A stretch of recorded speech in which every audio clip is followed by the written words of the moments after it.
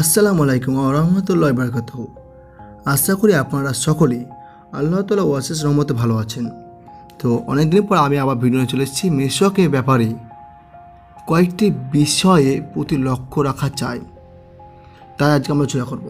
প্রথমত হচ্ছে মেসওয়াক করার সময় অর্থাৎ দাঁতের ক্ষতি হতে পারে এমন শুকনো ও শক্ত মেসওয়াক না হওয়া চাই। ময়লা দূর হয় না এমন ভিজা ও নরম মেসওয়াক না হওয়া চাই, বরং মাঝামাঝি পর্যায়ে হওয়া বাঞ্ছনীয়। অতি শক্ত যেন না হয়, আবার নরমও যেন না হয়।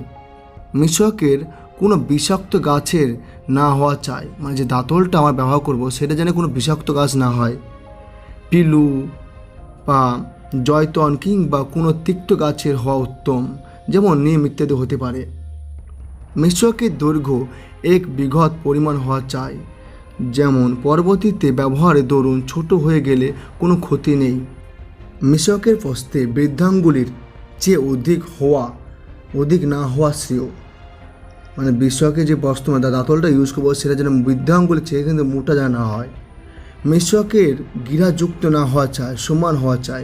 মানে মেসওয়াক কী করছি, এই দাঁতলটা ইউজ করছি, সে গিরা ছোটো ছোটো গিরাতে ভর্তি, সেটা না হওয়া চাই। গিরে মাঝে যে ফাঁকটা থাকে সেটা হওয়া উত্তম।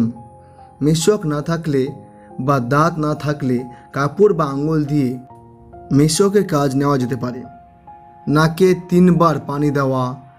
রোজাদার না হলে প্রতিবার নতুন পানি নাকে এমনভাবে দেওয়া যাতে তা নাকে নরম স্থানে পৌঁছে যায়। দাড়ি ঘন হলে মুখ ধোয়ার পর 3 বার দাড়ি খেলাল করা। দাড়ি যদি পাতলা হয় তাহলে ত্বকের পানি পৌঁছাতে হবে। যদি দাড়ি ঘন হয় তাহলে মুখমণ্ডলের ভিতরের দাড়ি ধোয়া জরুরি, তবে ত্বকে পানি পৌঁছানোর দরকার নেই। মুখমণ্ডলের বাইরে ঝুলন্ত দাড়িতে মাসিহ করা সুন্নাত। খেলাল করার নিয়ম হচ্ছে ডান হাতের তালু ভর্তি পানি নিয়ে থুতনির নিচে দাড়িতে দেওয়া, তারপর হাতের পিঠ ঘাড়ের দিকে রেখে আঙুলসমূহ দাড়িতে ঢুকিয়ে নিচে থেকে উপরের দিকে নিয়ে যাওয়া। 3 বার করতে হবে এটা। কিন্তু আঙুলের দিক থেকে হাত ধোয়া, কোনোর দিক থেকে অনেকজনের হাত ধোয়া সেটা যেন ঠিক না। কোনোর দিক থেকে না ধোয়া উত্তম, কোনোর দিক থেকে না ধোয়া ঠিক। কোনায় পর্যন্ত 3 বার ধোয়ার পর হাতের আঙুল সমূহের 3 বার খেলাল করা। হাতের আঙুল সমূহের খেলাল তখনই সুন্নাত হলে গণ্য হবে যখন আঙুল সমূহের মাঝে পানি পৌঁছে যায়। আর যদি পানি না পৌঁছে তাহলে কিন্তু পানি পৌঁছানো ফরজ। খেলাল করার নিয়ম হচ্ছে এক হাতের আঙুল অন্য হাতের আঙুলের ভিতর ঢোকানো, মনে থাকে যেন, অথবা বাম হাতের আঙুল একসঙ্গে ডান হাতের পিঠের দিক থেকে ডান হাতের আঙুলগুলোতে প্রবেশ করানো যায়। এভাবে ডান হাতের আঙুল দিয়ে বাম হাতের আঙুল খেলাল করা। 3 বার পা ধোয়ার সময় আঙুলগুলো প্রতিবার খেলাল করা, মানে দেখতে হবে আঙুলের ফাঁকগুলো যেন কিছু নোংরা না থাকে, সেখানে কোনো শুকনো না থাকে। ডান পায়ে আঙুল খেলাল করার জন্য বাম হাতে কনিষ্ঠাঙ্গুলি ব্যবহার করতে হবে, আর বাম হাতের আঙুলগুলি ডান পায়ের অনিষ্ঠাগুলির নিচ দিক থেকে প্রবেশ করিয়ে খেলাল করা শুরু করতে হবে।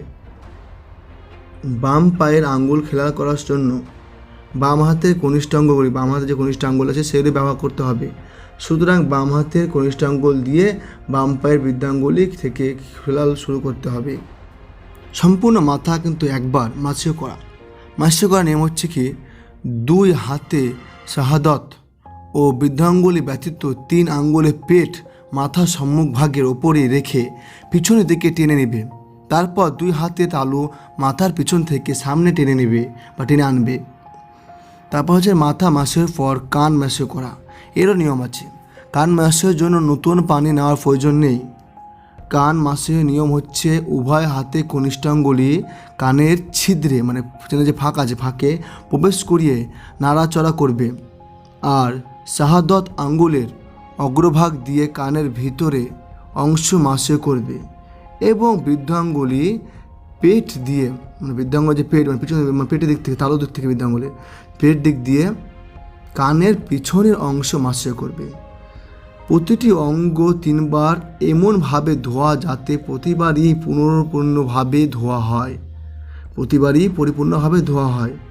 যদি একবার অর্ধেক ধোয়া হয়, দ্বিতীয়বারে বাকিটুকু ধোয়া হয়, তাহলে দ্বিতীয়বার ধোয়া হিসাবে গণ্য হবে না, বরং একবার ধোয়া হিসাবে হয়েছে বলে গণ্য হবে। তরতিব অনুযায়ী উজু করা, অর্থাৎ প্রথমে কুল্লি করা, তারপর নাকে পানি দেওয়া, মুখ ধোয়া, দাড়ি খেলাল করা, তারপর হাত ধোয়া, আঙ্গুল খেলাল করা, তারপর মাথা মাসিও করা, কানে মাসিও করা, পা ধোয়া, পায়ের আঙ্গুল খেলাল করা। ডান অঙ্গ প্রথমে ধোয়া, তারপর বাম অঙ্গ ধোয়া চাই। একটি অঙ্গ ধোয়ার পর অন্য অঙ্গ ধুতে এতটুকু সময় দেরি না করা যতটুকু সময় প্রথম আঙ্গুলটি দৈহিক সুস্থতা ও বায়ু বাতাস সত্ত্বেও শুকিয়ে যায়। অবশ্যই যদি কোনো প্রয়োজনে এই পরিমাণ দেরি হয়ে যায় তাহলে কোনো ক্ষতি নেই, অর্থাৎ বিনা প্রয়োজনে এতটুকু দেরি করা উচিত নয় যাতে প্রথম অঙ্গটি শুকিয়ে যায়।